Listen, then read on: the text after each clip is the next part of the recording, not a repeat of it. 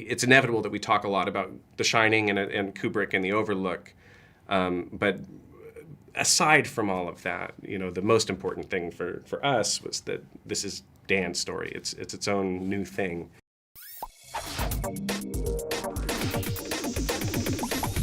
So lovely to meet you. Thank you so much for sitting down with us today. Oh my God, our pleasure. Yeah, happy to be here. First question is to you, Mike. Having to essentially rewrite Stephen King, was that the most daunting thing you've ever done? Yes, and this is the second time I've gotten to adapt a Stephen King book, and both times have been the most daunting thing that I've ever done. This one in particular, though, just because of his history with the adaptation of The Shining in general. I think I've had a very painful ulcer kind of chewing away at me for the last few years on this project that is finally going to go away now. Metaphorically, by the way. Yes. It's a psychological ulcer, not a physical one. When I was a kid, there was a place. A dark place. They closed it down and let it rot. How did this project start? Like, how did you both become involved in the first place? Well, I had read the book the weekend it was published. I'm a huge Stephen King fanatic. I went out of my way to grab it as soon as it was on the shelves, and I loved it from the jump. I had mentioned it to Trevor. We were working on another movie at the time, and I had said, God, it would be so cool if anyone ever were to make a movie of Dr. Sleep. How cool would that be? And he had some of the same questions that everyone has, which is, well, how do you do that in respect to the legacy of Stanley Kubrick? And I said, that's somebody else's problem. They'll figure it out. And for years and years, we tried to make it our problem, but at the time we didn't have a relationship with Warner Brothers, so we couldn't get the rights. Yeah, and we would ask for meetings on it, and we knew Warner's had the project in development, but whenever I'd chase my agents and say, can you please get me in a room on Dr. Sleep? They'd say, nah, and we don't really think anyone's going to make that movie.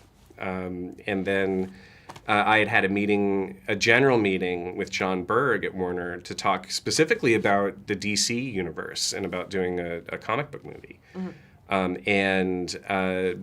That meeting, it hadn't really yielded anything, but toward the end of it, we realized we were both big Stephen King fans, and he brought up Dr. Sleep, and so then we went back in and kind of pitched how we would do it, and now here we are. You're running away from something?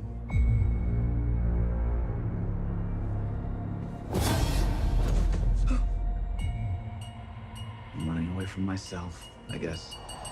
And I've heard that you've recreated some of the sets and actually had a giant tricycle created. Yes. Was that a career highlight? Yes, that was a life highlight. Yeah.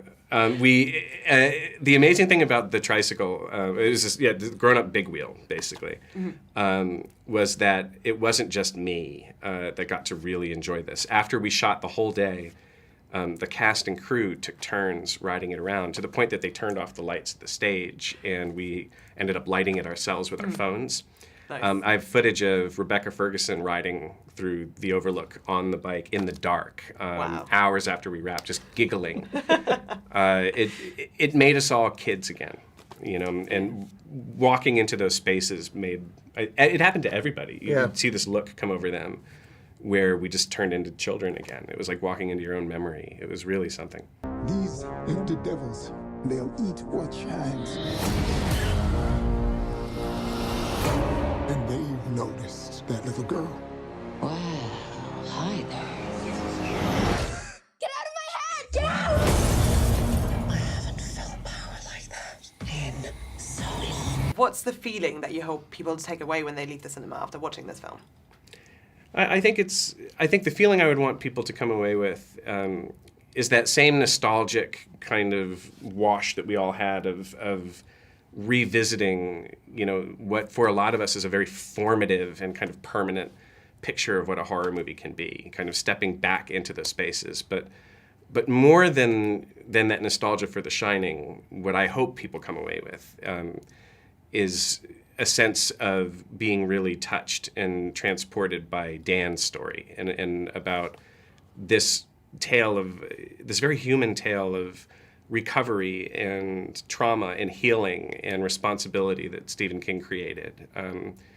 It's the other side of the same coin that is The Shining, and I think while it's inevitable that we talk a lot about The Shining and Kubrick and The Overlook, but aside from all of that, the most important thing for us was that this is Dan's story. It's its own new thing, and that I hope is just as satisfying and resonant with people.